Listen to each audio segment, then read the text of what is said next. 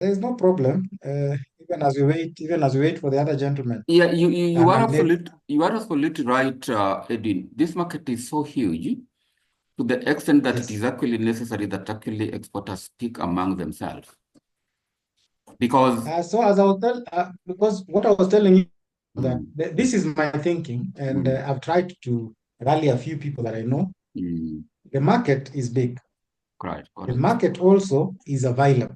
Mm-hmm, Now, for us, funny enough, we have the produce, mm-hmm, but we are behaving like the produce is scarce, mm-hmm, and also that as if we are competing amongst each other. Like, for example, I'm sure other exporters are not the competitors within Kenya. In fact, mm-hmm, whenever I go out and somebody asks me who are your competitors, I usually mention different countries, mm-hmm. never a company in Kenya.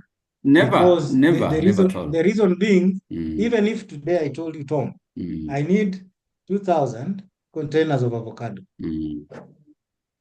Yes, I've given you the order. What are you going to do? You see?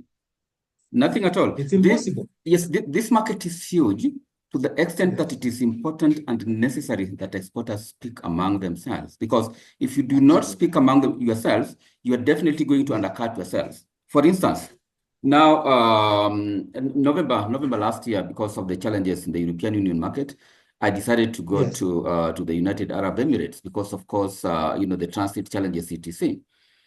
And, you get into the United Arab Emirates and the business is there, but the price is not there. Okay. So that's a No, major the price challenge. is crazy. The price is The price crazy. is terrible. Yeah, sure. Yes, I did a bit of some. I think I did a bit three shipments into Dubai last year. The first one yes, was 2,500 4 kg cartons. Fine, they yes, paid. yes, Then the second one, they reduced the price, right? And then the third one, yes. again, those in January, I said, no, let me relax. Okay. That doesn't happen in Yeah. Europe. Okay. But No, again, it the doesn't. challenge And of also, getting to. and you're right, because also in Europe, the Mhm. other thing that doesn't happen is there are ways or mechanisms to follow up. All right, all right. In the GCC countries, there are no mechanisms to follow up. Completely, completely, And if you completely. try to follow up because Mm, of the image they're trying to protect, mm, it is very expensive. And we have a case in court in Dubai mm. because for us, we have a registered company in Dubai as well. So people, Right. Yeah. So those are some of the things. But then again, not to take too much time of these people's. Mm. We were talking about market, so we are not irrelevant. We are Yeah, not we are just actually chatting. absolutely spot on. Abraham, how are you? hello, Yes. fine, are Simon, you? Christine. I want to hear everyone's voice. Christine, Hello, hi.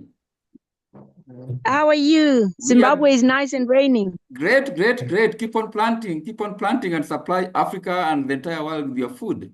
They're How's Kenya? harvesting. Yeah. They're harvesting. Yes, we are harvesting in Zimbabwe. And again, I would be interested to hear from you in terms of the sugar snaps. Which countries do you export sugar snaps? I know I have your notes here, but just tell me where exactly you ship them out. The Netherlands and the UK. Great, great. And what is your experience in terms of residue levels of the chemicals? I don't know whether you've had any issues at that level.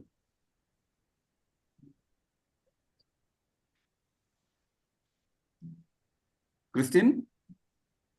Sorry, in terms of what levels? Maximum residue levels, or maybe let me call them pesticide exceedance, if at all. Have you had a situation whereby probably you get a notification, or maybe any of your counterparts in Zimbabwe exporting into Europe and getting a notification? Okay, they have certain pesticide residue levels that they do not expect, but we have certain chemicals with green labels Mhm. that they only allow us to use. So we always avoid falling into that bracket. So we've not encountered any rejections due to pesticide residues so far. I think that is great, but I would also request you that you basically get into the co-lead analytics to appreciate, if at all, Why is there an echo here? Let me just hold on, see. Hello? Yeah, I think it's gone. Somebody was not muted. You could perhaps consider going through the Collid analytics to really just appreciate if at all Zimbabwe got a notification sometimes, because it is actually important for you also to stay on top of the game. But I'm glad that you as an organization, you have not received any notification. Great. Yes, thank you. Most welcome. Banda, how are you? I'm fine. How are you? I'm good, brother. How is Malawi? Oh, still ready season. Great. Chicken version this time around. You guys are Kenya? lucky. How's Kenya? Is it Kenya? Yeah, Kenya is okay, but please don't come to Kenya now because it's very hot. All right. But I'll avoid it. You better avoid it now. You better avoid it now. Yes, Simon, how are you?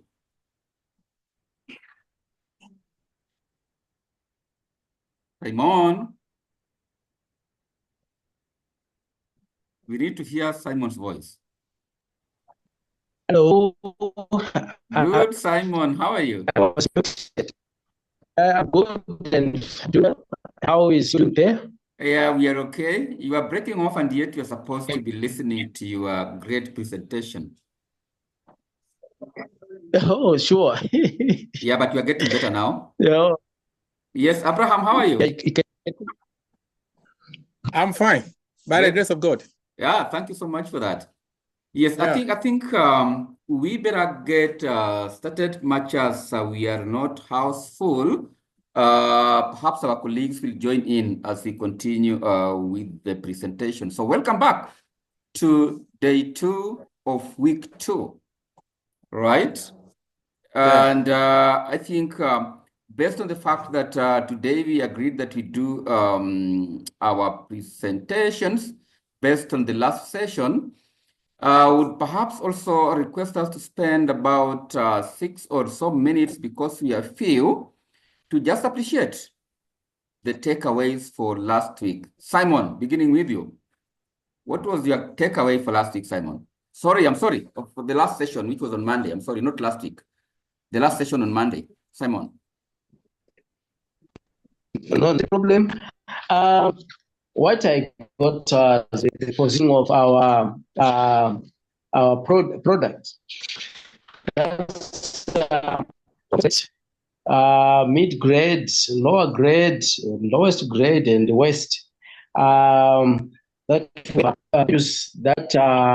falls under those grades. And like I said last time, that I work for an organization that is farmer owned. That's a farmers union, and we have various produce farmers that we have produced different produce, and then ours is to help the farmers in terms of how they relate to legislation, how they relate to other stakeholders. And therefore, from my own presentation, I picked one produce, that's tomatoes, how they fare in the grading system. Yes, that is okay. And how about the market that we discussed? Is there anything that maybe you did appreciate in terms of the market that we discussed? Maybe some commercial requirements, some regulatory requirements, and perhaps a few of the markets that we discussed. In terms of grades, as markets, the market requires the best grades of produce. And that's the rightful grade, and then they expect to see the rightful thing that they want at a particular, for a particular produce. Great, thank you, Simon. Abraham, could you share with us your takeaways for the session that we had on Tuesday? Okay, thank you very much. I think I can recollect you started with the various markets in Europe, that of Germany, the UK, and then Spain and the rest. And then you also talk about their requirements as far as standards are concerned. I could remember you talk about Germany being one of the largest buyer of organic products. So if you are focusing on organic, then Germany should be a target, followed by France, and then the UK and the rest, Then you also talk about the tariffs if you are exporting, and some 4%. And I mean, every country with their tariff charges and everything. Then after you also talk about the various markets, and then we talk about the grades by which you can export your products. And some of the grades, you have the grade A, the grades, those that are for export, those that also that can be used for processing. For example, in my case like this, the mango, the first grades are for export to the. Normally, our exports are through the Middle East. The Middle East that most of the exporters go now, right now.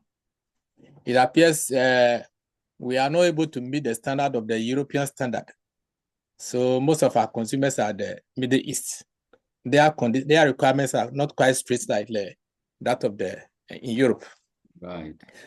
So apart from the first grade, the second grade, that's where we sell to the companies like Blue Sky, HPW, and the rest. Mm-hmm.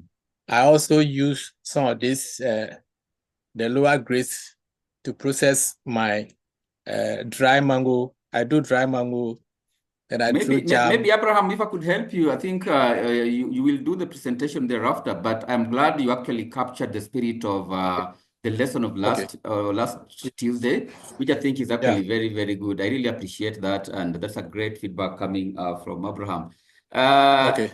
Thank you, Abraham. Johannes, what was your takeaway for the lesson on Tuesday? Good afternoon. Can you hear me? Yes, I can. We can hear you loud and clear. Perfect. My takeaway, brief and short, would be, aside from the market requirements, I think it was more or less on the websites to get the data tools, to understand a little bit more what the flows of goods entering different markets.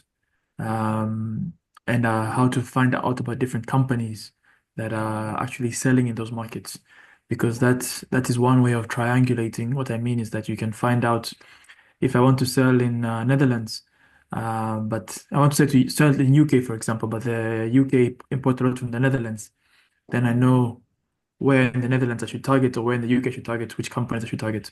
That was my biggest highlight from the last session. Great, Johannes. Thank you very much for that. Banda.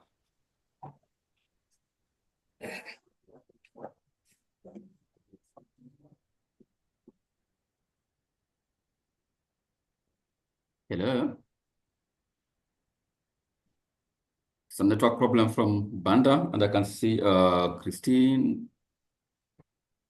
Christine has walked out, and I think Banda could be having a challenge.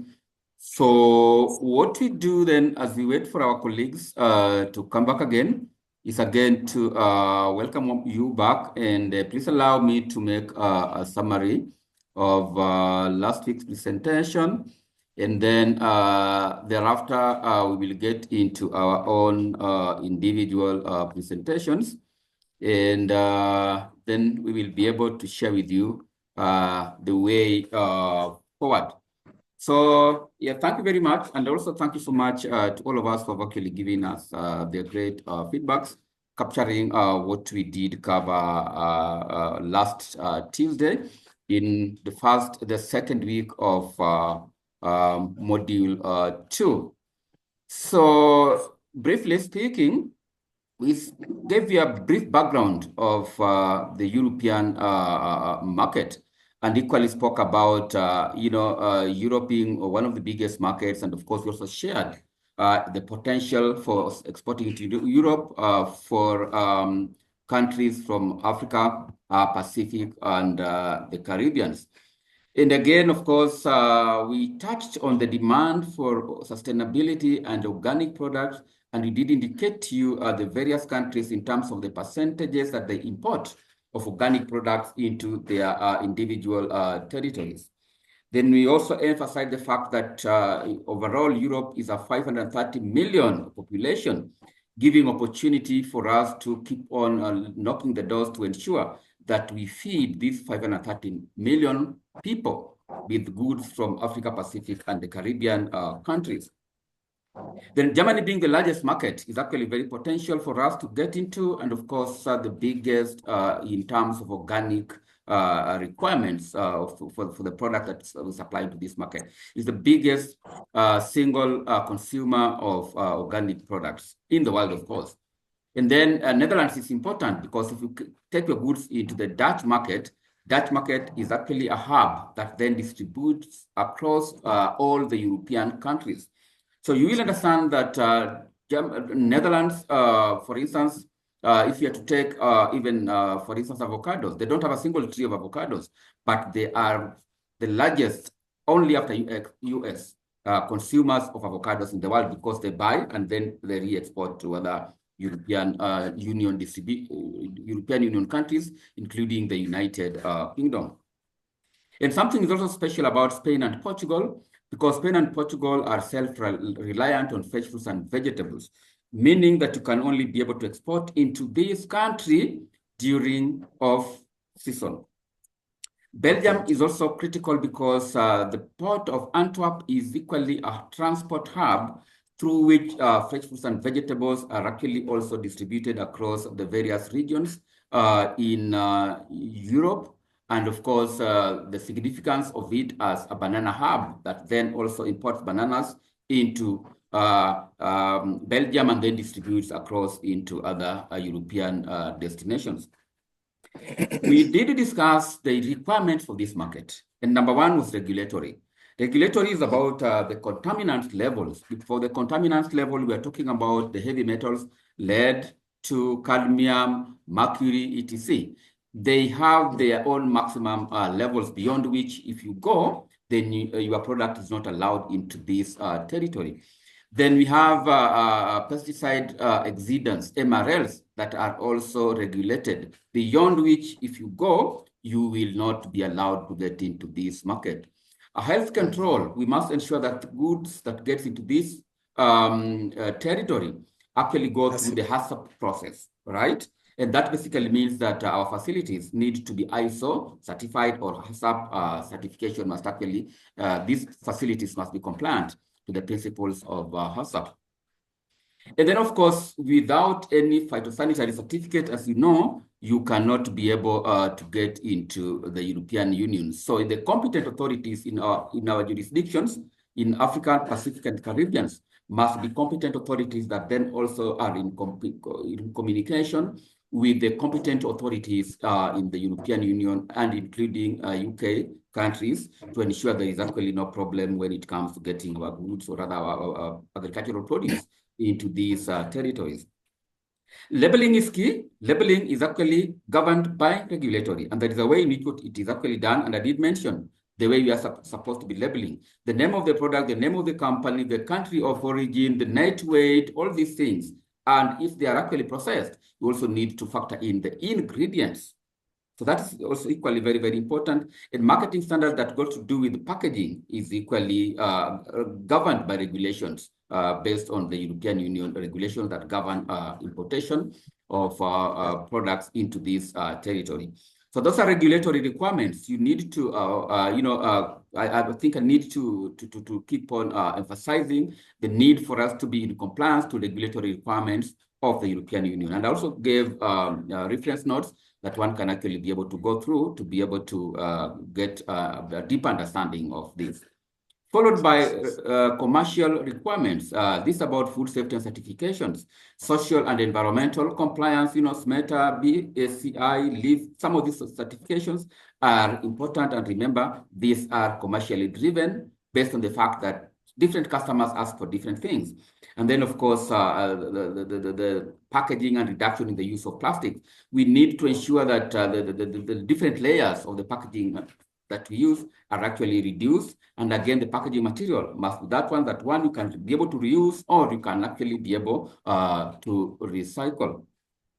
Then we got into this, and this was about appreciating the different tax regimes or tariffs across the different European Union and including UK countries. So what I said is here, in this cell number 1, written product name or HS. HS is basically harmonized standards. It is actually an international language that transcends all language barriers. So if you say HS804400 something, that perhaps refers to avocados, and each and every product that we have has got a code. So when you get into this, you could perhaps, if you don't know the HS code, you could perhaps just key in the name of the product you're talking about, and then you put the country of origin here, and then the country of destination here, and then you click on search, and then after that, you'll actually be able to know the tax regime for that country in question. Thereafter, we moved on to the ITC tools, and we basically focused on trademark, and we spent quite some time here, but I just thought that perhaps we could, what is the time? Perhaps we could, because there are not so many, we could perhaps just pick on Ghana and spend just a little bit of some time, maybe 5 minutes, to reinforce this message home, so that at least by the time we are leaving here, we are actually in a position, to give a summary of some of these international tools that will be very, very relevant for our various businesses as we continue in our commerce journey to make our companies be profitable, because we are in the business of making money. We are in the business of making money. So I thought it was important just to reinforce this as a tool. I believe we are seeing my screen. Yes. This is Abraham, and you must be muted now. Hello? Abraham, can you mute yourself? To start the whole thing, or? No. I just wanted to mute yourself because I'm sharing my screen, but I'm getting a disturbance from your end. Okay, not a problem. Now, I'm seeing. Yeah. All right. So because I did not want us to waste time, I basically picked on mangoes from Ghana, and you can see here we have mangoes, and then we have the country as Ghana. So exports. Ghana exports into United Kingdom mangoes, and if you can see the small writings here, 47.37% of your total mango exports goes into United Kingdom. Are you able to see it? Are you able to see it, Abraham? Yes, then, I'm able to see it. Yeah, then you also do Germany. And Germany, you do 15.63% of your total exports go to Germany. Yeah. Let's see the Dutch market. Yes, for the Dutch market, 17.79. Are you seeing 17.79? Yes, I've seen it. Yes, 17.79 of your total exports go to the Dutch market. And then the Swiss market is Swiss market 4.69, Italian market 1.81, Belgium market 4.52% of your total exports. And then you also do a bit of some small exports into Benin. Okay. So I advise you to play around with this. So let us look at the trade indicators for Ghana. Let us look at the trade indicators for Ghana. Okay. All right. Your total exports in mangoes in the year 2023 was 55 million US. This one, if you get this one, you add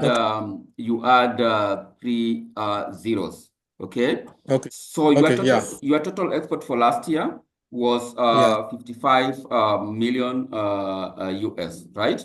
And Yeah. out Okay. of this, you did 26 million US into UK, 9 million, Okay. 9.8 million into the Dutch market, and 8.6 into the German market. So this gives Okay. you an indication of where your products are actually demanded, right? Yeah. Yes. Yeah. So Exactly. this is how this is actually relevant. So I invite you to spend some time and basically just play around with this to be able to appreciate how relevant this tool can be able to help you. Let me see if there are companies, if you can see companies that okay, there are companies here that import from Ghana. Let me click onto this and see. Okay.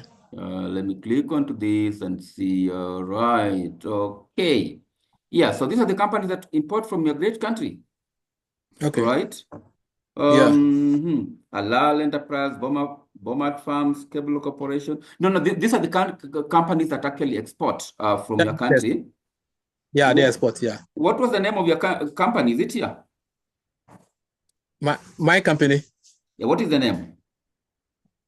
My company is Okremekuku, but I don't think I'm on the okay, it is not there. Okay, so this basically gives you how this tool is actually applicable, and it applies across all the countries, and therefore I would invite all of us to consider using this ITC tool. I have just used this. There is also the market potential tool. There are quite a number, 3 key tools for ITC that will help us if we make good use of them. Okay.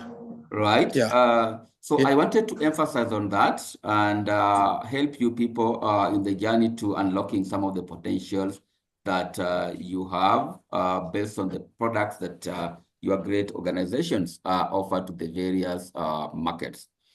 Okay. Now, let me then just finish up with my presentation. Then this is what we'll be doing now today as a presentation, which of course we will get into just shortly. And then now I shared this information because this is important for you people. I believe I must have shared it on the WhatsApp group.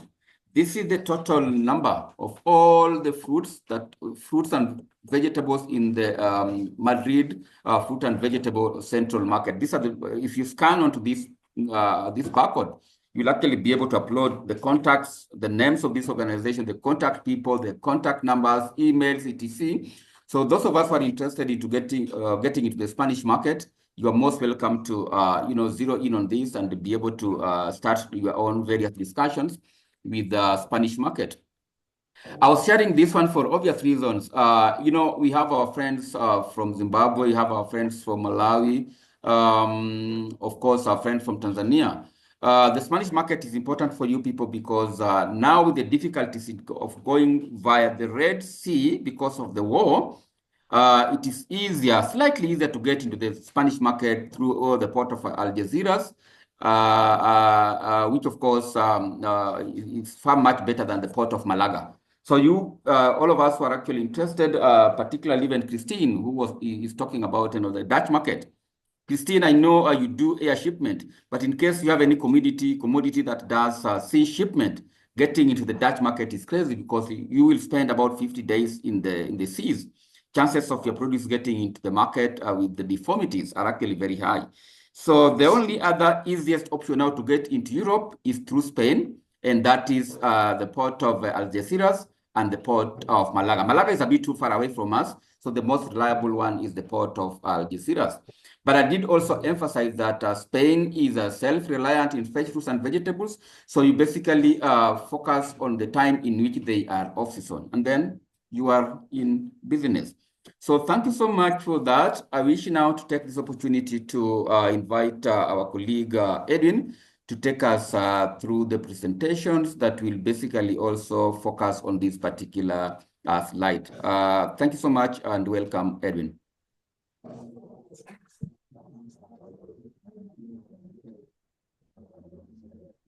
Hello? Am I here all alone? Hello?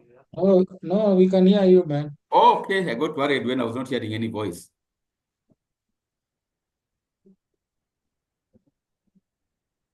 Yes, Edwin, you can take over from here.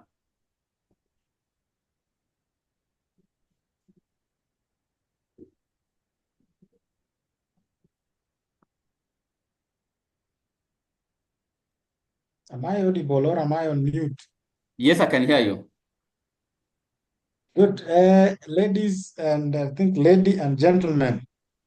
So we're just going to start off from here. There was an assignment that we gave at the end of the last session.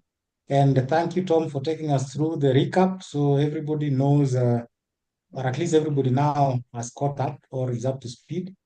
So we are going to use the next maybe few minutes or so, depending on how lively we all are, to present our products, especially in the context of the market diversification as shared by us, and Tom took us through a wonderful session last time.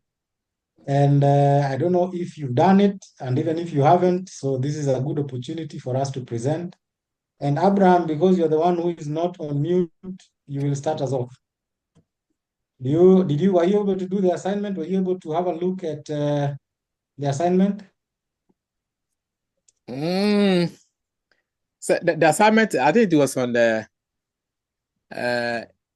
is it the fruits or the products on the market, the grades, and is that what it's?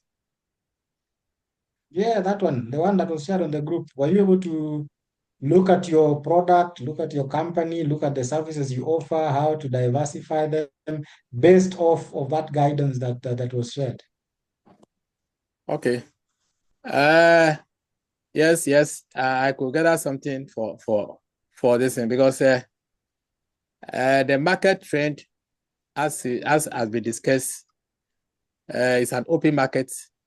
And when I take the mango for the meantime, for instance, the mango has got potential markets in Europe and everything, you know. So we are positioning ourselves to tap this market.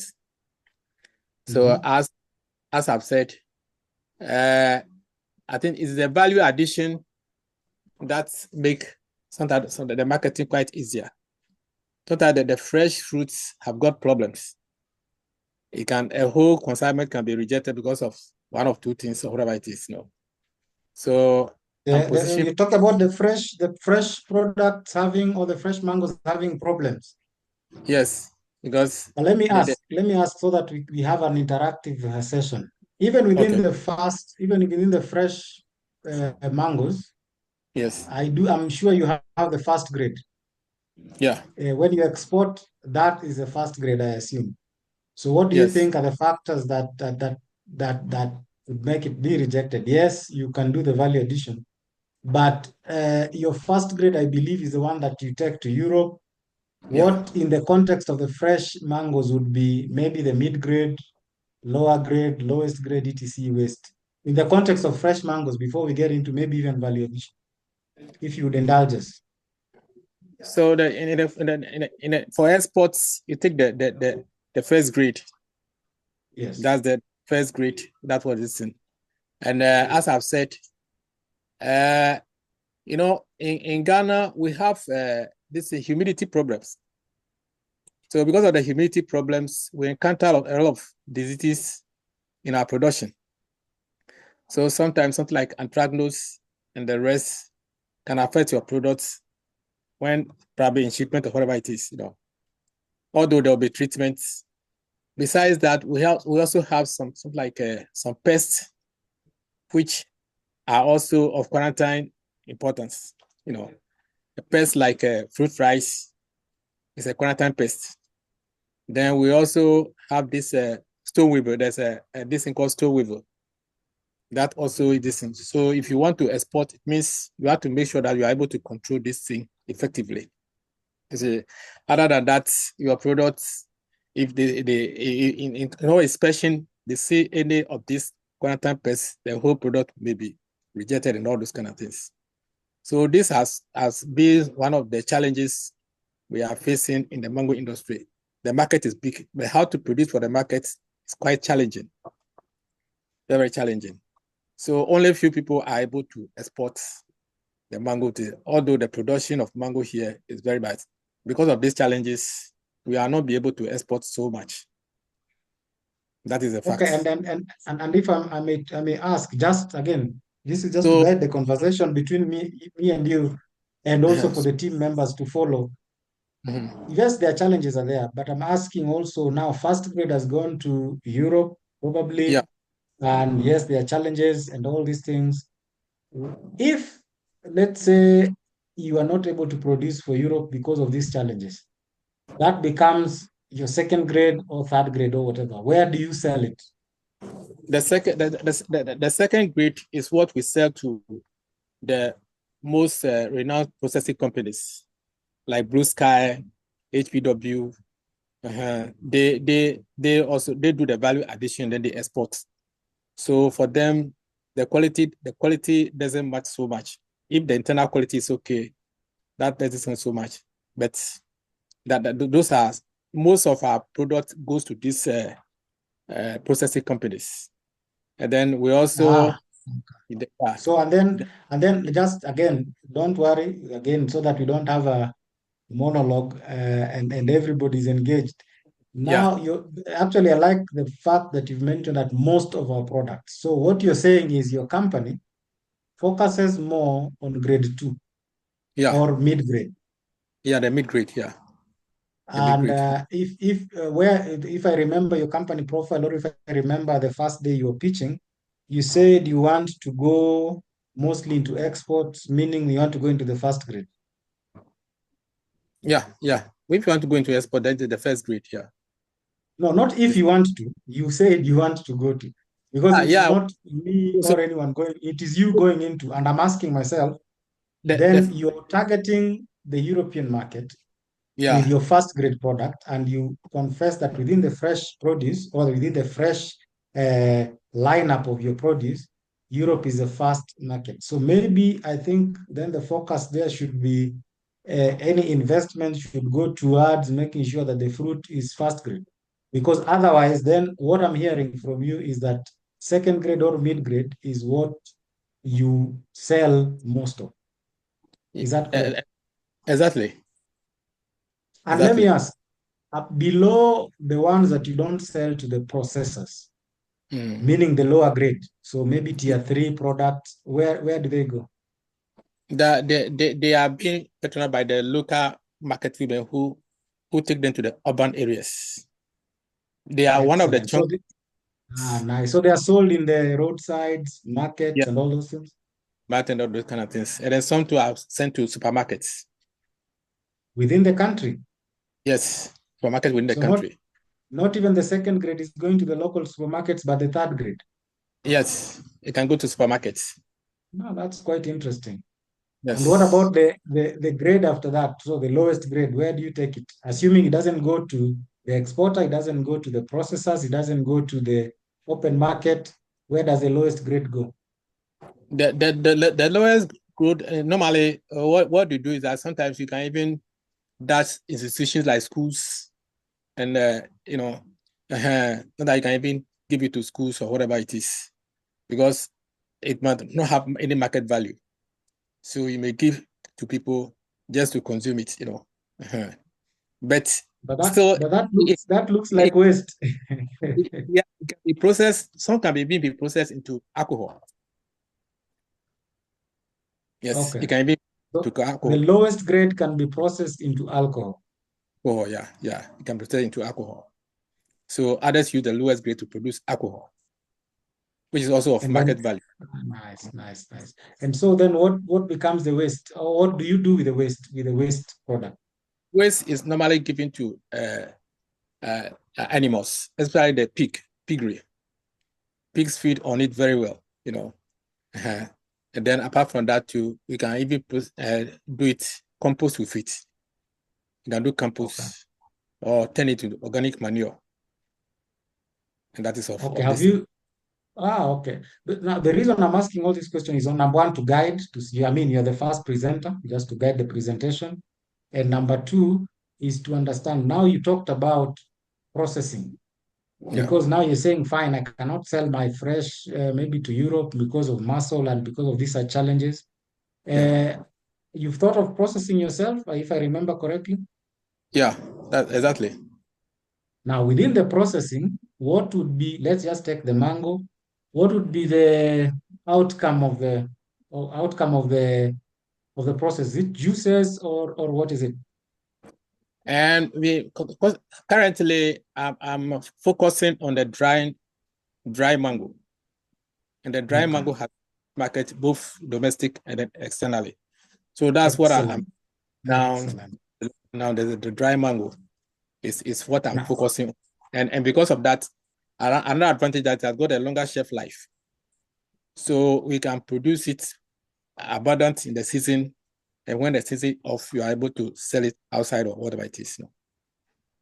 Now this dried mango, within this dried mango do you just target, what market do you target? Is it the export? Is it the local? Because there'll be, even within that dried mango, there will be the first grade produce, there'll be the mid grade, there'll be the lower grade. So would you mind maybe just giving us the sort of the differentiation that you put on your product for the dried mango?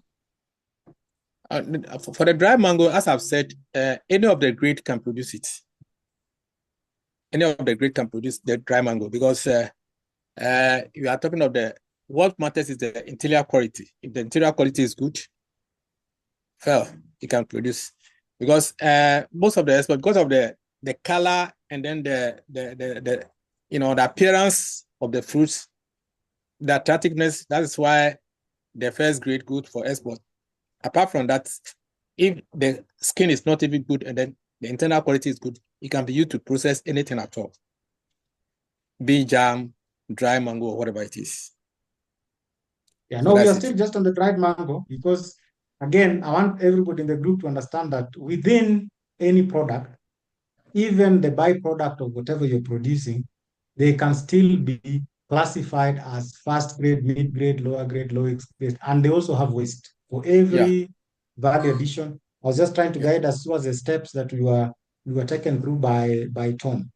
And I was asking now, how would you then say this jam, by this mango jam, is just suitable for, let's say, the local market and not the international market? What would be differentiating it? Is it the packaging? Is it the ingredients used? What would be differentiating it? Oh, the ingredients used is another factor. And then the packaging too also matters, you see. And then the quality of the product too is very paramount, you see. So those are some of the considerations. And so far, my products that are going are being commended for consumers. Those who consume it normally comment the products. So that's a very good beginning. I'm listening, and I want to maintain that standard, and then even extend it to the external market. Excellent. Now, I think what my comment would be, although we've been talking with you, my comment would be for every product that you have. Yeah. This is an exercise for you, not just for this class or for these sessions that we have. I would suggest, whether it's fresh, jams, juices, just go and categorize them, and based on these characteristics that you're given, just try and categorize them as what is a first grade, what is a second grade, and do you have markets for all these things, all the way to the waste, and what you can do with the waste. I like the idea of alcohol for the fresh mangoes and all that. That way, when you do it like that, you will be able to understand, okay, fine, where do I want to play, where regionally, nationally, and probably internationally. So I think that is the way to look at this assignment, and thank you for kicking us off. But before you go, I think I would ask either, Tom, do you have any comments, or should we, actually, do you have any comments before I ask the floor to give Abraham any comments? I think it's a great presentation. Thank you so much, Abraham. I would have loved to see a situation whereby you did the stepwise approach based on the way we actually shared. But again, the very same way Edwin has advised, just go back and follow the script, because I appreciate you have the information. It's actually just a matter of packaging in the correct manner, and then I think you'll be good to go. And then I remember again on Tuesday, you did mention that you wanted to target Kenyan and Nigerian market, and for obvious reasons anyway. Yes. I think as you do that, just consider the logistics of getting into Nigeria, and again the logistics of getting into either the port of Mombasa or the Jomo Kenyatta International Airport, for that matter, and the cost implication. So yes, consider repackaging the presentation to follow exactly the step that you actually did mention, but also remember that if maybe there is one single step that is not applicable to you, you could ignore and don't go to the step that is applicable to your organization. So that would be my feedback. Thank you very much. Okay, thank you also. Thank you, Abraham. You can do that. You can share with us on email at any given time. Long story short is we are still here for the next, whatever, 2 or so weeks or 3 weeks to help you sharpen some of these things so that you are aware of how you approach the market. Kenyan market, we know what the regulations would be. We could tell you that. Nigerian market, there are some colleagues in this call who can help you. And if they are not there, we know some people who can help you. What we're trying to say is that this is not an academic exercise. It's an exercise to push you towards getting to your market access. And thank you for being the first one. So I'll go to the next person because I can see we probably have the next 1 hour or so. Simon. Simon, if you can unmute yourself and then we hear from you. Yeah. Thank you so much, everyone. Right. I was looking at tomato production and marketing. Right. The assignment, I took it that first grade tomatoes would be graded and then packaged, refrigerated, and ready for transportation to export market. The mid grade or the second grade being then graded, packaged, and then sent to hotels, high level restaurants in the country. That's the local market. Now, when looking at the lower grade, this one is then graded and then delivered to lower level supermarkets, those that are in the high density areas. And the lowest grade being taken to the local markets. That's where the people live. And then this can also be processed into other products. That's things like tomato puree into jam and the tomato powder and etc. And the waste is then can be processed into organic fertilizer, things like manure or compost. That's what I have basically. Thank you. Excellent, Simon. I think you followed the script and the step model. And I would also urge you to look at it in terms of even within your steps, whatever you produce, not necessarily at the lowest grade level, but maybe if you want to go into the international markets for paste, then you might need to maybe on the second grade. There's an echo. I don't know. Okay. Okay, so I'm saying that you can go into the international markets with processing your tomato puree or tomato paste using some of the high grade materials so that you compete. Because remember, that's how you attract a premium on the price. And you might also be shocked that if you're going into some of the high-end supermarkets within your country, you might need to process it with the higher grade ones. But that is just to, number one, it will save you It will give you a longer shelf life. I think Abraham also mentioned that with the mangoes. It will also give you time. I mean, to be able to you can continue processing and keep the glut, because what I know is that tomatoes are also seasonal and there's a glut period.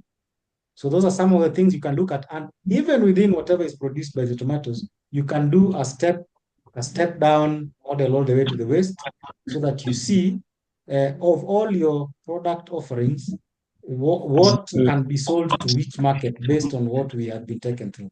I don't know if that makes sense. Okay. That's Tom, okay. Tom, do Point you have any taken. comment for Simon?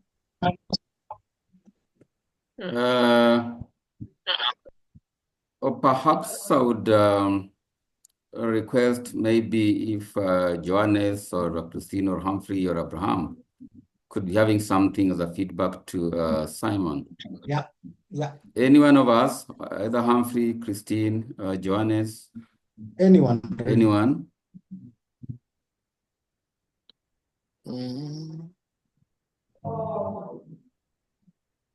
Hello. Is Abraham speaking? You mean please come again. Could you be having any feedback to your colleague based on his presentation?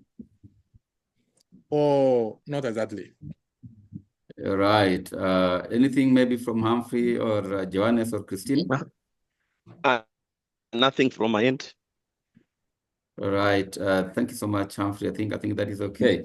Simon, I think you have done well. You have summarized it in terms of the steps. What I would wish to say also is that we were expecting presentation. It would have been easier to critique a presentation, but again, you have given us your thoughts. We want to believe that you will put it down into pen and paper and share it with us so that we can, analyze it and give you better feedback. But overall, you are clear in terms of your approach towards, value addition and the fresh of tomato as a commodity that your organization actually deals in. So I think that is okay. Let's wait and see how the actual presentation will come about, and please make sure it is done within the time to enable us proceed and award you the marks. So it's okay. And thanks so much, Simon. Thank you so much.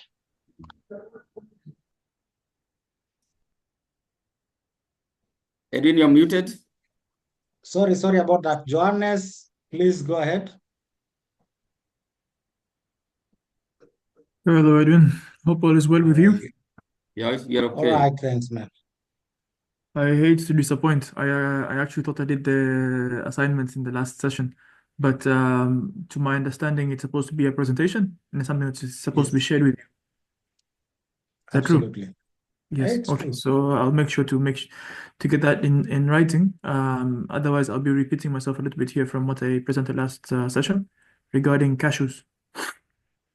No, for sure. But you can, for the benefit of those who are not there in the class, maybe based also on the refined knowledge that you now have, how would you present, if you pick cashews as an example, how do you present it in the step-down model, just for the benefit of some of the colleagues who are not here?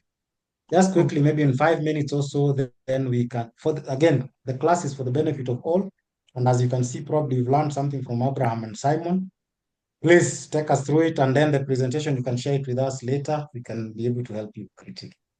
Sounds good. And actually, I look forward to getting some knowledge from my fellow classmates here and from you too, regarding, I think the bigger challenge is finding the different classifications for spices, for example.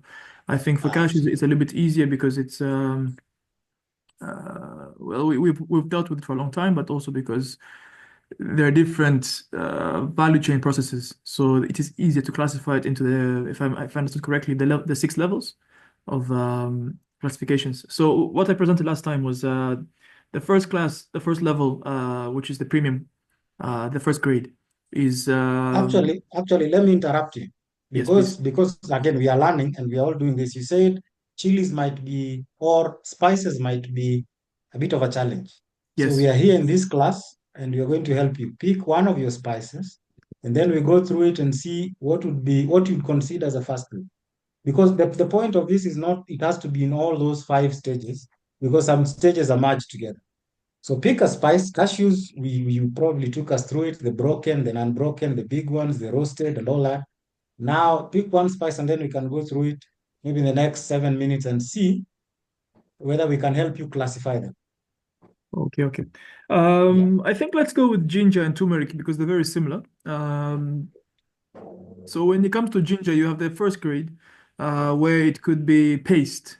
This is directly to consumer. This is already processed. This is good quality. It's something that has a very big impact. If it's bad quality, then the paste will not be as good as I anticipated. This is what I think. To be honest, we haven't really done paste yet. Second grade would be dry ginger. That is my anticipation, my assumption. Third grade would be fresh ginger. And then the fourth and or maybe third would also be dry ginger, because then you can take different classes of ginger, dry them, and then you make them into powder. So I differentiate the powder and the dry. Specifically, which class they belong to, as you can hear, I'm not really 100% sure, but I'm just giving you different states or different value chains that they can exist. So after you have powder and dry, then you have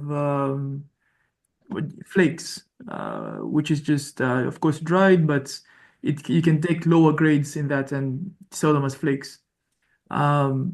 And I think as most of the food products, the lowest class or the lowest grade would be what you sell to people with cattle and people. Again, I'm not sure if you can use this in ginger, but I don't know what is the least, the lowest grade in ginger, what you can do with it, or in turmeric. Where do you usually, let's say after processing, what do you do with the, I'm sure there's a byproduct, either it's the husks or it's the bark or whatever it is. Where do you throw it? If it is not usable in powder, then we just throw it away. Yeah. So this is what I'm saying. Maybe there is an opportunity there to see what you can do with the waste. But also what I'm hearing from you is more of the product diversification itself, and probably not classifying it within the product line or SKU line. So for example, if you have, and this is a point to educate me and the team members if maybe I got it wrong. I heard you say that there is paste that could affect the quality, meaning there is paste that would be tier 1. Yes. And then there is paste that is tier 2. Yes. And are those sold separately in these markets, even from your research, or is it something that you don't know? To be honest, the retail brand which will be selling the paste, we haven't started yet. That is it's a retail brand that is somewhat not premium completely, but more premium, more suited to premium than just average. So we do not use anything that is not considered top tier, or we will not use anything that's not considered top tier in the ginger paste. If it has what do you call this? Side effects, then that's something you would dry and then you can make powder of, because then in the powder you don't feel it as much as in the paste, because we try to sell to restaurants, or we want to sell to restaurants and to people who are very sensitive and food lovers. So we try to aim for quality in the retail. Great. And the reason I'm telling you this is, again, just for brainstorming session and to help you when you're doing your exercises. I don't know if you've heard of the washing powder, Omo. Yes. Omo is manufactured by Unilever, and I'm just using them as an example. I don't work for them or represent them. But Omo has captured the fabric care industry in a very interesting way, because they provided tier 1 powder, tier 2 powder, tier 3 powder, and I think tier 4 or 5 powder. And I'm sure I'm sure there's something they do with the waste. So you'll find Skip, if you live, the guys who live in the southern region of Africa, Unilever has all the fabric care ranges. It's the same washing powder, but Skip is the highest. Then there is Omo, which everyone knows. Then Omo, there is Sunlight. And then after Sunlight, I think there is something else to a point whereby at some point in South Africa retail stores, they had 80% market share. And just selling powdered soap for washing fabric. And maybe those are some of the things we are trying to trigger your mind that, yes, the paste, again, there's tier 1 quality, there's tier 2. But the reason they did this was that somebody wants to use powdered soap, but they cannot afford Skip or afford Omo, then they'll go to Sunlight. If they cannot afford Sunlight, there's something always for them. But the long and short of it is that the market and the money and the customer still comes to them. I was trying to tell you that even within that, and I'm sure you probably know spices better than I do, but there's always what I found, even Tropical Heat, which is one of the biggest manufacturers of spices in Kenya, they have those tiers. And it's something worth looking at maybe through their website. I don't know if they have that information, but it's something worth researching, where I have also seen fresh ginger and fresh ginger, which is tier 1, then there is tier 2, some from China, and I've seen that being differentiated in the market of Netherlands, especially as they do the distribution. So that is something you can look into to help guide you toward the step down model. But the cashew one you gave last week was great. Just put them in the presentation.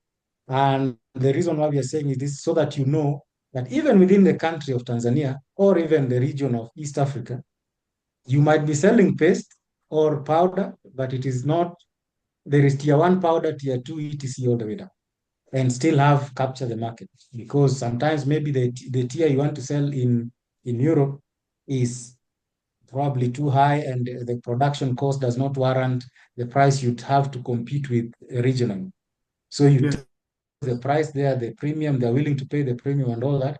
But within here, maybe there is an ingredient missing, whereby now you can sell it and compete here in terms of price points and all that.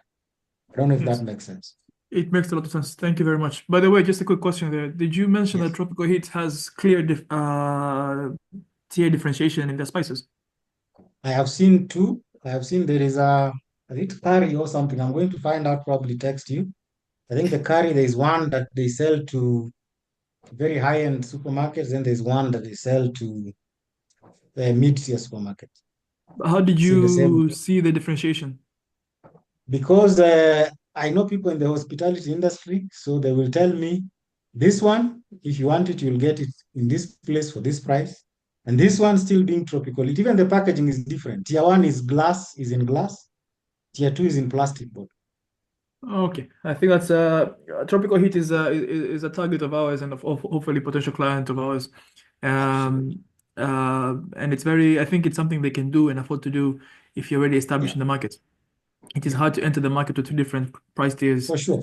Yeah. And that's why I told you that, because when you sell them the product, you could sell them tier 1 and tier 2 of your fresh or your grounded product or paste. I don't know what they use to make the price, the spices. But the reason why I used Tropical Heat, because once you mentioned spices, I also know there is, I think, there is another brand that I also know that has the tiering. And how I have come to know over time is that the glass ones are the top tier. Yes. Even tobacco, yes, they use the same thing. It's the same dried ones. Even coffee is another good example, where they're roasted berries, some are fuller, some are, I don't know, blended. Others have even the stems in it. Of course, I'm exaggerating. But think along those lines, whereby you don't need to discard some of your fresh or the grounded product because you think these guys only buy this tier. You can always negotiate so that you have your product going to some of these customers in whichever tier that they want it, and so that your wastage and the post-harvest losses or post-processing losses go down. Yes. Thank you very much for that information. But if anybody in the class also has feedback for Johannes, I think that would be great. And also, Tom, you can give us the feedback as we wait for the others, so that we also don't take too much time, though I'm also happy that we don't have too many people, so we can easily engage and discuss and learn from one another. Go ahead as we wait to... Absolutely right, Edwin, and thank you so much, Johannes. Ginger as a product has got a wide range of uses, as you know. And remember now, we're just getting out of Corona. And at some point in time, the ginger prices actually hit the roof because of the health benefits of ginger. So then it depends on how we position it. I am glad you have actually mentioned tropical heat. That is a potential user of one of the categories of ginger. And of course, even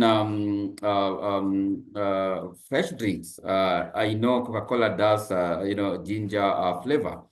And I also know that you could also walk into a restaurant and order a milkshake that is actually ginger flavored. So really, it's got a lot of uses, but you cannot do everything. It basically means you will perhaps zero in on what is practically and humanly possible within the spectrum of your organization. That is what you go for in the market, because if you start discussing ginger, we can actually discuss it to eternity because the uses are actually just so much. So I want to believe that JJ growers have actually zeroed in on a few variants of ginger that they would want to position to the market. That is what we are looking for, Johannes. And therefore, as you go back to perfect, or even if you like, panel beat your presentation properly, focus on what you think is humanly and practically possible for your organization. And that is what we'll actually discuss and, award the various marks into. Otherwise, what you've said is actually very, very, very remarkable in terms of how you categorize the ginger in terms of the various grades across the value chain node. So that would actually be my feedback. Otherwise, you have done very well. Thank you very much. Thank you very much. Thank you, Johannes. Anybody has any feedback for Johannes, Christine, Humphrey, Simon, Abraham, anything? Well, okay. I also appreciate the way he categorized the whole thing, because I'm now getting inside the whole concept about the marketing.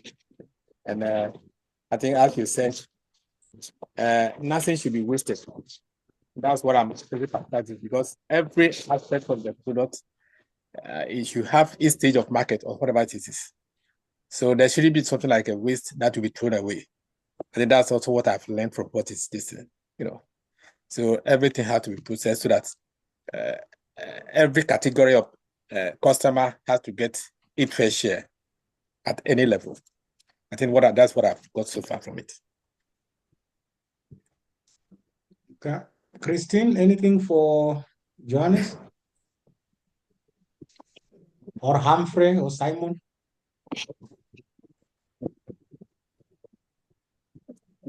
Yeah, I think you have done it well. I'm also getting the grasp of it. I think he did well, and from that presentation, we're also learning a few things that we can improve on our presentations. Thank you. Great. Simon, do you have any feedback for Johannes? Yeah, I would like to appreciate his presentation. I picked a lot of good things, what he is doing, and especially on the marketing side of his produce. And thank you so much for the advice that you've been giving him. I actually picked a lot. Thank you. Great. And Christine, anything? We've not heard you for a while. Christine is somewhere in the rain. Go. It was clear and good to learn about cashews. We don't do a lot of nuts in Zimbabwe, in my area, so it was more informative to learn. Okay, now please remember there's one key thing that Thomas said that I want to reiterate. You cannot do everything. You cannot, and I'll give you an example with a company, our company. We realized we could not do the farming, the exportation, the logistics. You must understand that this is our core thing that we're doing. Even within the product you're selling, you can say, okay, fine, we'll only process 2 or 3 of this. The rest we will sell to other processors, or the rest we will do X, Y, Z with this. So that way your resources are not strained, and also you focus all your energies or what you're good at to produce the best product for the market. Otherwise, then you end up spreading yourself too thin, and then people wondering, okay, what are we buying from this company, or what are they about? Obviously, as you grow, you can always add more. That's what the diversification is about. And I think probably Tom will take us through at some point forward diversification, vertical, horizontal, and all those things. So that is a point to remember. But rather than that, thank you, Johannes. So I'll quickly jump to Edwin, before we move on, please, if you don't mind, no, go ahead. one more question to Johannes. Johannes, in our last discussion, you did mention that you wanted to get into the Southern Africa market, Egypt and Tunisia. Could you perhaps just maybe share 1 or 2 minutes just to educate us in terms of how you wanted to get into this market and which particular products or commodities you wanted to take? Because I know you deal quite a variety of products. Yes, thank you. In Tanzania, we have experienced a lot of market access to the Middle East, and we've experienced a lot of markets to Egypt, access to Egypt, and we actually, my partner, who also happens to be my mother, was in an exhibition in Ethiopia not so long ago for women exporting products, and she took cashews with her, and most of the cashews from our company were very much appreciated by by Tunisian customer partners and people from Northern Africa.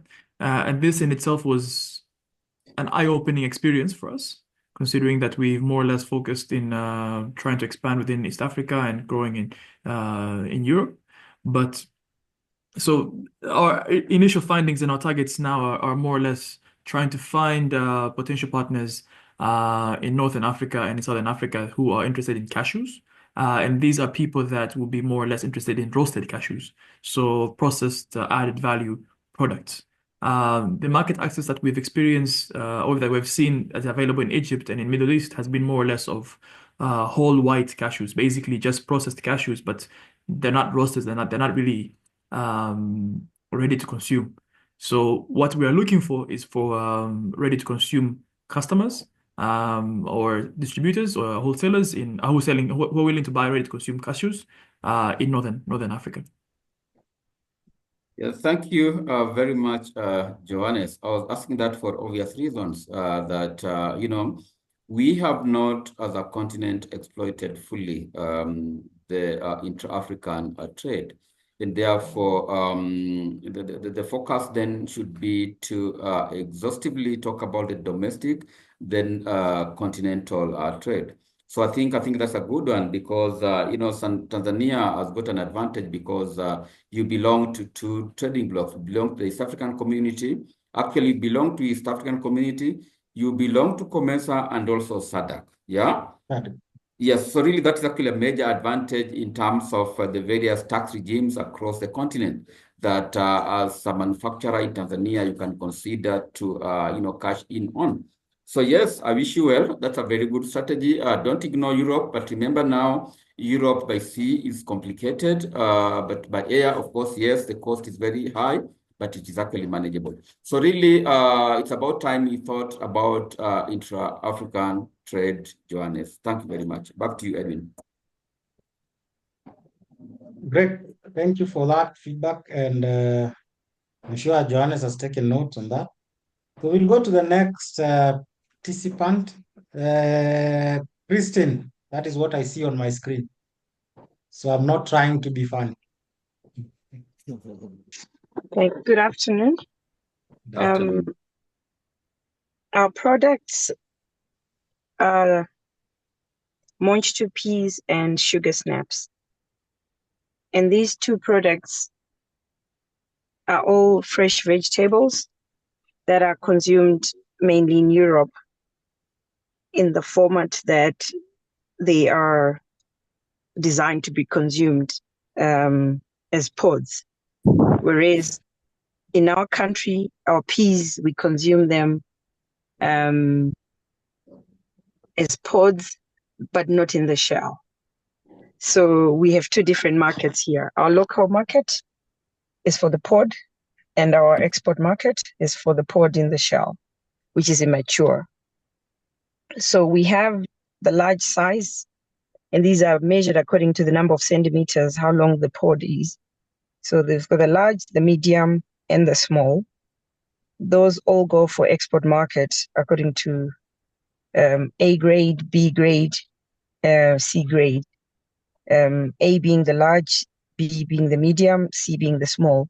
But they're all okay. It's just how many centimeters long is the pod for uniformity in the packaging boxes. And these products require a serious cold chain from the fields in baskets into the cold rooms, into the packaging boxes, into cold rooms. They require a serious cold chain, unlike the other dry goods that others are working on. So for our A, B, and C grade, that's for export to the Netherlands and to the UK. And then we also have some grades going to the regional markets, to South Africa. But then South Africa still ends up sending the product to the Netherlands and the UK. So it's the same qualities. Then we have the overgrown one now, which are the pods. The overgrown ones, we sell them similar to what we eat as garden peas for our local markets. And then we also have, after the overgrown ones, some of them we give them to cattle, dairy cattle, for feed, for milk production. And then we have the plants that eventually die. We feed them to animals. We also bale them up and make peas bales that we feed to animals. Otherwise, most of this product goes on cold chain. We also have serious obligation now to send most of our products as sea freight because of climate change and all these other global issues. So for you to do sea freight, you need larger volumes. So it means farmers have to team up more, unlike when we used to do a lot of air freight. But now a lot of the market is requiring sea freight. Thank you. I mean, excellent. That was well presented. Your product is quite sensitive. I think that is what most people would not know. It's very sensitive, and that's why I believe the cold chain is important. And you rightfully mentioned the grade 1 would probably be the underdeveloped, quote unquote, without the seeds in it. And typically in Africa, and I'm happy to hear that even in Zimbabwe, you consume it as a seed rather than the whole thing, though we've come to learn how to consume the whole pod as well. And of course, the waste goes to the cattle and all that. I've recently, and also there's something very nice you mentioned, which is sea freight. Zimbabwe being a pioneer in sea freight of Monch 2 and sugar snaps. I don't know if you know that, because majority as in Africa still selling or sending this to the international markets via air shipments, which do not carry quite a lot. The advantage also of sea freight is you can compete on price. So you tend to be able to sell, your CIF prices do not go off the roof. So the customers tend to prefer ordering from Zimbabwe, which traditionally that used to come, the order used to come for Kenya, from Kenya, and probably actually from Kenya. So Zimbabwe became a very good competitor, even for Morocco and all that. So the only other thing is I've seen in the market is they nowadays put it in, and I don't know if this is something that you will do today or in a few years, but it's something worth thinking of, is they are putting it in saline water. So canned beans, not the seeds, but the canned, what are they called, Monch 2 and all that. Though I still think majority in the markets that in Europe and all that still prefer it fresh. But because of this shelf life and all those things, is something worth checking if it is something you can pursue in the long term. But other than that, it's a good presentation. Like I was telling Abraham, not every product has 5 stages, because in the case of Christine, and particularly for the sugar snaps and Monch 2, they will typically be the tier 1, tier 2. And even within the tier 1, you could find that there is the longer ones, or somebody who does not want maybe a certain size would go into markets like the Middle East, which take the tier 2 as well. But other than that, I think that was a great presentation. Any comment from the team members or from Tom Please, this is the time to give Christine but before they give the comment, Christine, please remember to put it in a diagram format, the same way it was shown in the WhatsApp, so that we're able to again look at it, help you critique it and all that. Also, it is for you even to explain to your team members. You know, some of these things it's not just an exercise to finish the training, but this was supposed to be a practical exercise to help you in the market access or in the presentation of your and to know where you stand within the market, either regionally or internationally. Tom, any comment from your side? I think that was great of Christine. You've actually given us a glimpse of, I can call it the process flow of what the sugar snaps and magnitude go through, and also the various categories and how you actually position them. Talking about sea freight, I did mention the other day that this is now the in thing in the fresh fruits and vegetables sector, and therefore you stand to gain a lot. I would actually urge you to seek carbon footprint certification, because that will then also give you a lot of mileage in the market. But again, just remind me, which certification did you say you have in terms of the quality standards? Which certificate are you having? Christine? Christine? Oh, Christine has stepped out. Okay. Well, it would have been great to listen to her, but I think she has stepped out, so not much can actually be said in her absence. We will wait for her presentation, and then we appropriately advise us and when we receive it. I think Edwin can just take over again.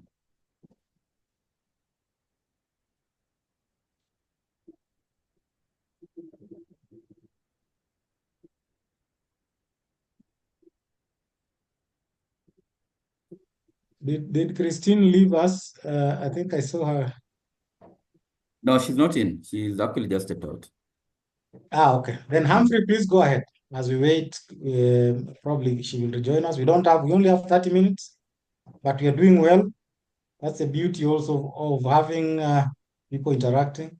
Humphrey, the floor is yours. Please go ahead. Can I share my screen? Yes, please. By all means. This is what we've been waiting for. It's okay. Okay.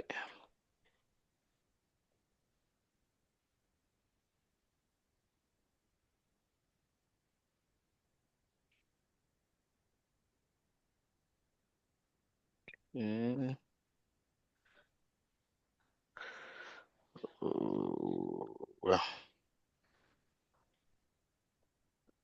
I hope you're able to see. Oh, yeah, sure. Yes, please go ahead. Yeah, go Okay. ahead. So that's fine. Yeah, so I did everything from the beginning, but I will just quickly go to the slide where we need to discuss.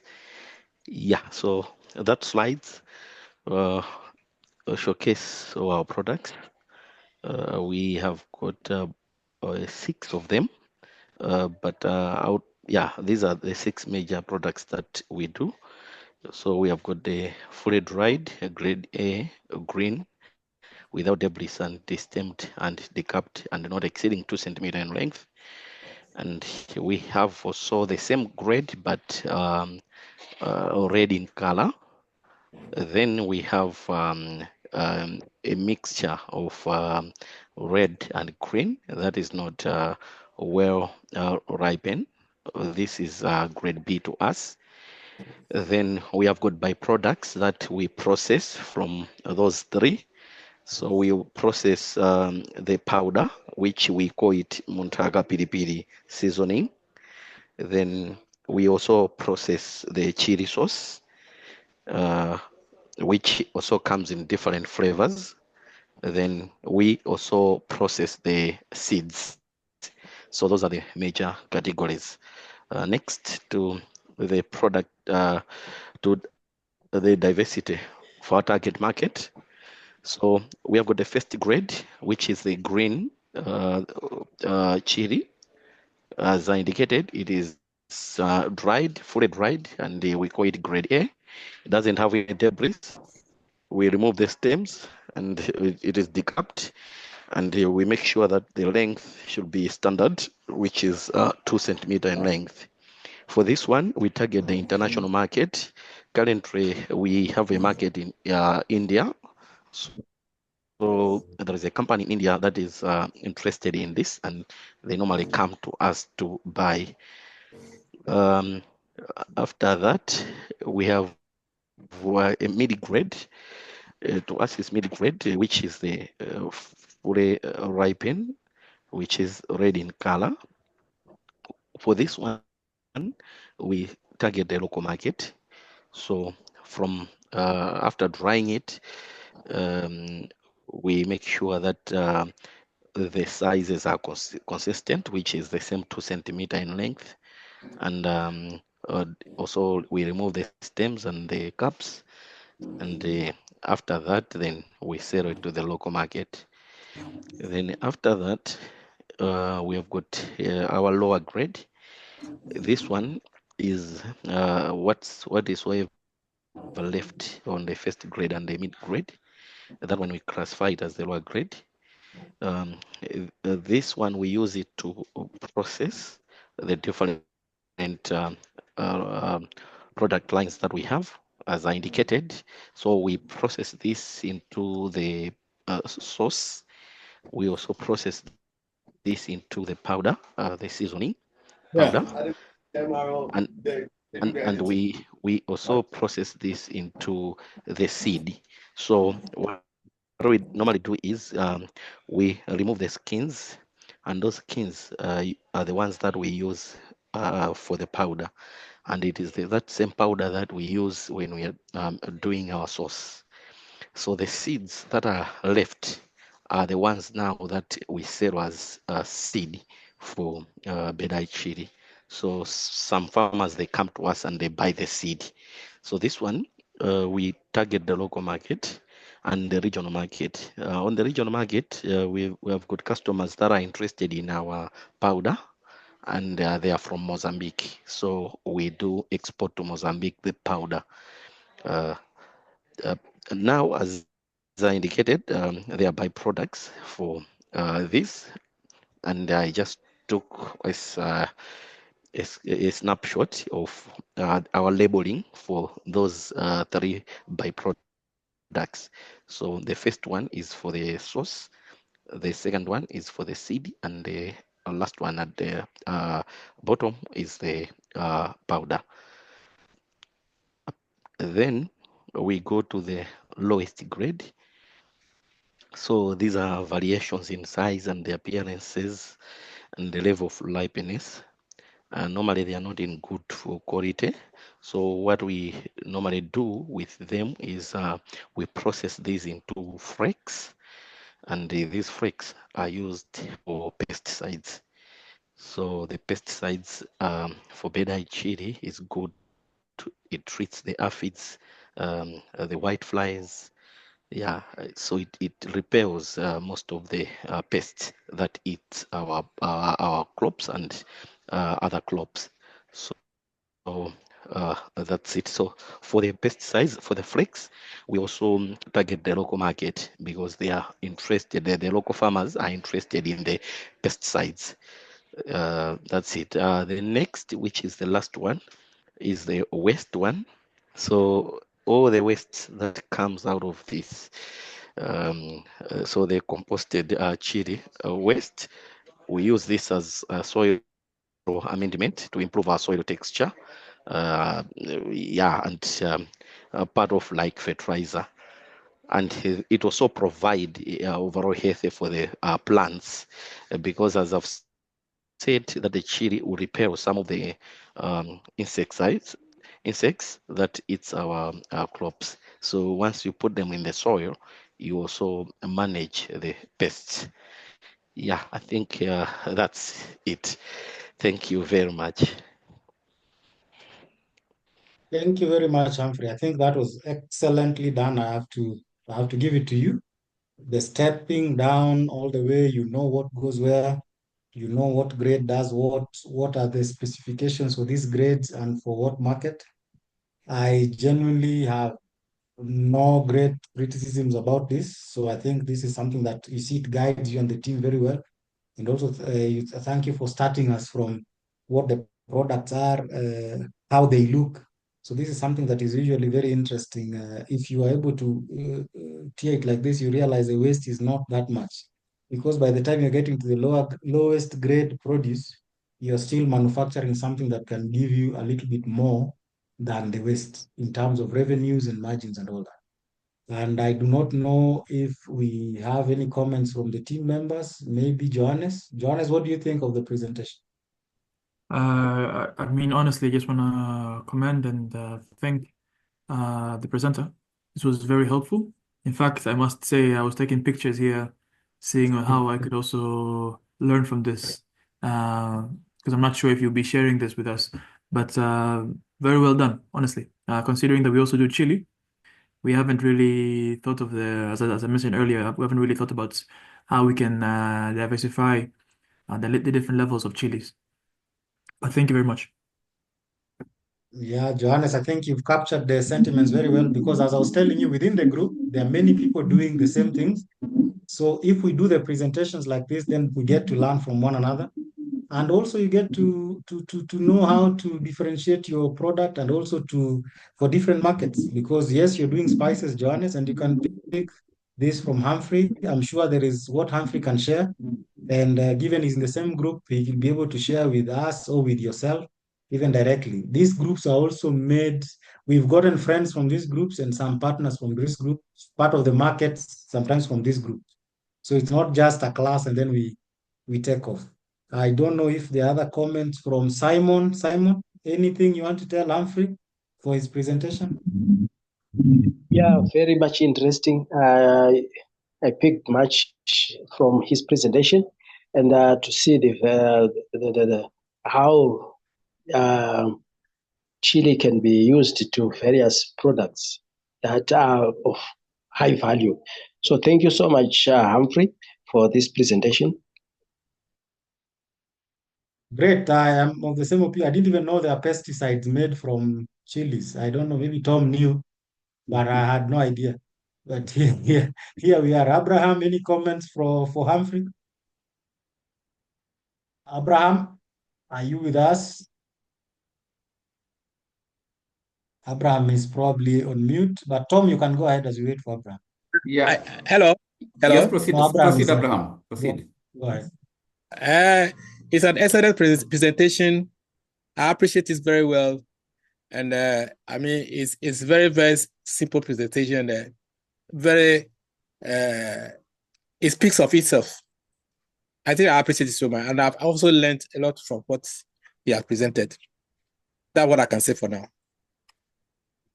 Thank you very much, Abraham. I think that is the point of this. It's supposed to speak for itself. And within this one page, we are able to know what is going on without lengthy write-ups, without anything. Even if he was not explaining, we can pick up we can pick up almost all the information he said from this one page. But Tom, please go ahead. Yes, Humphrey, thumbs up. This is great. You captured the letter and the spirit of the exercise that we actually had. Number one, we did mention, and quite clearly so, that we needed a presentation. Two is that presentation needed to capture the different categories. And the three, that we needed to have it in a pictorial format. So from where I am, you have actually captured it in a very, very holistic manner, making it very simple for us then also to learn from you. Chili, like any other product, has got so many uses. And I'm so glad that you're talking about the waste bit of it as being a pest repellent. Remember, when we are talking about sustainable agriculture, we are actually reducing the percentage of chemicals that are applicable to the various farming practices that we're actually engaging on. And please remember the farm to fork strategy. the 5 points that I actually shared with you the other day. One of them was reduction of fertilizer by, I think, 50%. One of them was reduction of pesticide by some 25%. And this is exactly what is actually coming out here. And therefore, I would actually urge Humphrey to keep it there and make it even better. What I'm not so sure, Humphrey, is that you're talking about supplies to the Indian subcontinent. Is there any standards that India requires, or you can basically just walk in with your chili and sell it into this market? Humphrey, please.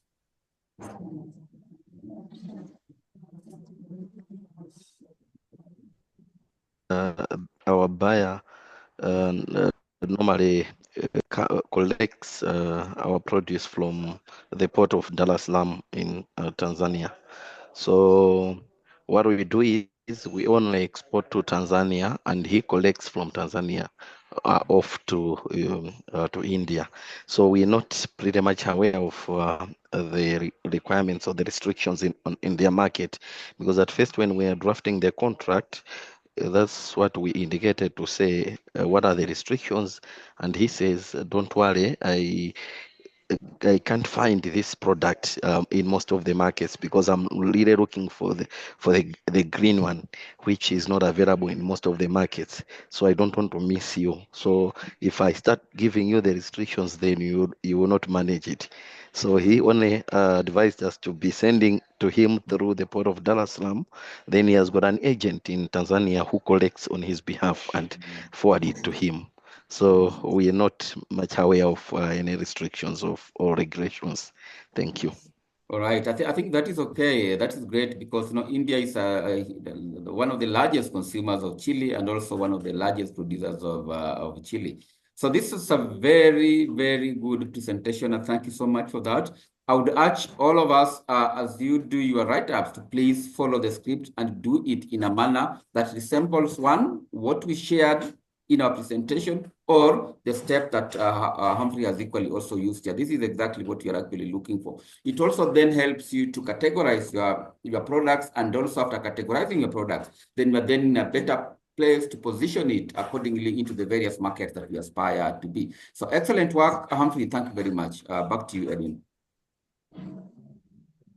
Great. So Now, just Humphrey, before I exit, I go ahead. I wanted to take you back to the value proposition slide. I think I need some. I just want to know there is a point, the second point. Okay, this first point, I think I already shared this, but the second point, which is apart from adding the taste or flavor to our meals, the chili also contains up to 7 times vitamin C of an orange and has a range of other health benefits, including rich supply of antioxidants, anti-inflammatory properties, immune booster, and cancer properties, among others. Can that really be a value proposition or a best-selling point for my product?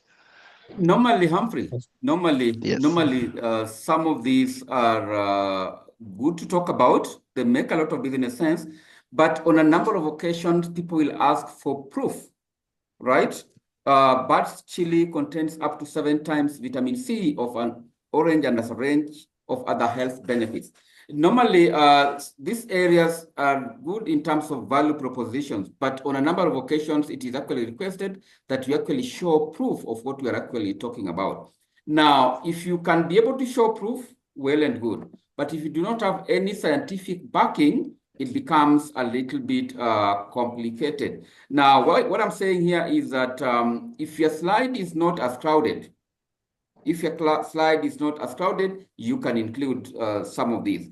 But if you see that it is somehow crowded and you cannot give any proof of what we are actually talking about, then it is something that you need to consider avoiding. Whatever we share out there must actually be backed by some scientific research. Yeah, so you can put it, but also consider the fact that if somebody asks you for proof, you can actually be in a better position to prove that, yes, it is indeed what you are saying is true. So that would be my feedback in that particular regard, Humphrey. Thank you. Yeah. All right. And Humphrey, like Yes. Tom is saying, Don't put anything you cannot prove, especially at the drop of a hat. And if you ask me, your unique selling point is the green dried. Most people sell the red dried. So you can put that up, and also the fact that it is 2 centimeters. 2 centimeters, you see, that is very specific. Most people Yeah. would sell. I mean, I'm an exporter myself, and I've seen all manner of lengths. So that, and then you can talk about consistent supply. So in this slide, Okay. instead of also making it wordy, you can put pictures there, or you can put icons there, and then talk about it the same All way you right. did for your step down diversity presentation. Thank you. All right. Thank you very much. Good stuff. I think everybody has presented, Tom. Is there anything else you wanted us to do, or we can do a quick recap and then prepare for the next one? Yeah, that is okay. We can do a quick recap and perhaps also find out where we are in terms of what we are supposed to be doing last week and this week.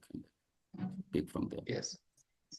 So last week also, we still have pending assignments from the company profile.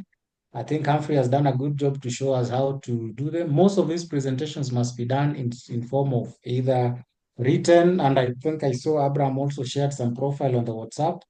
Let's try and make it editable so that it is easy for us to mark up the document or to give comments next to the document. I still don't see a lot of action on the Moodle platform, so I would encourage all of us to go in there and to go through. I think today we are ending the module 2. Correct. And it would be great to catch up and do the assignments so that again we don't again go all the way back when we don't need to. Sorry about that. So the long and short of it is, first of all, this has been a very great session, especially the sharing part and also the recap. Please take time, also watch the videos. Tom has been sharing them on WhatsApp, on email, so that way we catch up.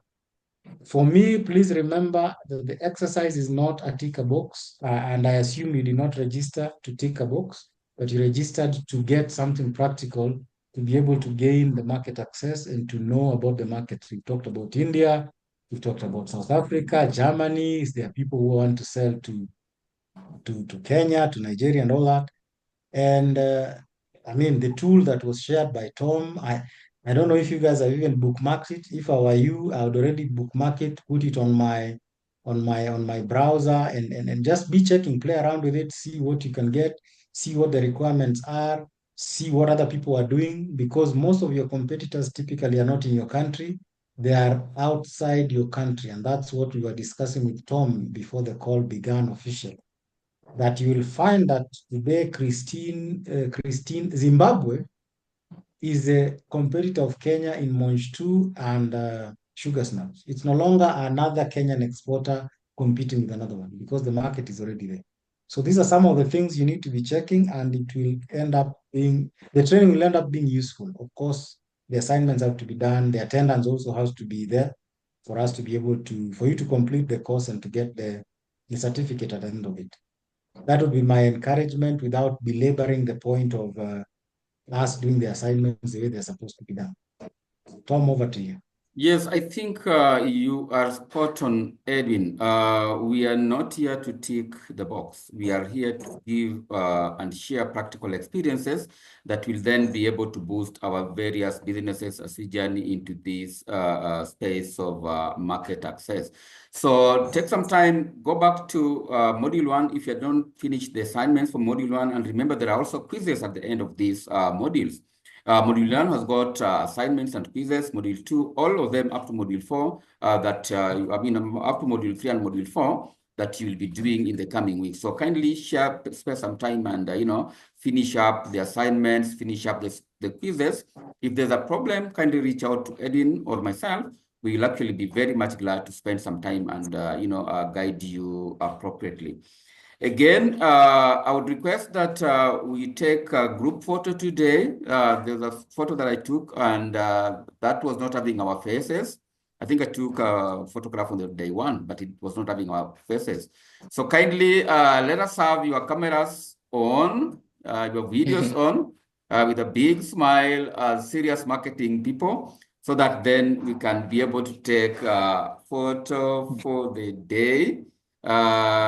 Because picture tells 1,000 words. Yes, Yeah. I see guys are smiling. Johannes, Yes. we haven't seen you. Johannes is there. Johannes is there. Yes, and with a very big smile, we are taking one, we are taking two, and then we are taking three. Edwin, you could perhaps also take from your end, so that we could perhaps also just share these pictures. You could just take one or two from your side, and then we will compare which one will actually then be able to use. What a great occasion, what a great moment, right? Okay. Edwin is done. Can see Abraham is smiling all the way from Accra. Very good, very good, very good, very good, very good. Are you done, Edwin? Yes, I'm done. Oh, I yeah, even sure. shared it with you. Great. Yeah. So thank you so much, team, for that great occasion. We really enjoy meeting you every Tuesday and Thursday. It's normally a very rare occasion. You guys are, getting out of your normal day-to-day activities to focus on reshaping your business activities through market access training as we get into 2025. So thank you so much. Work on your assignment. Let's meet again Tuesday next week as we get into module 3. As for now, bye-bye and enjoy the rest of the weekend. See you guys. Bye-bye. All right. Okay. Thank you very much.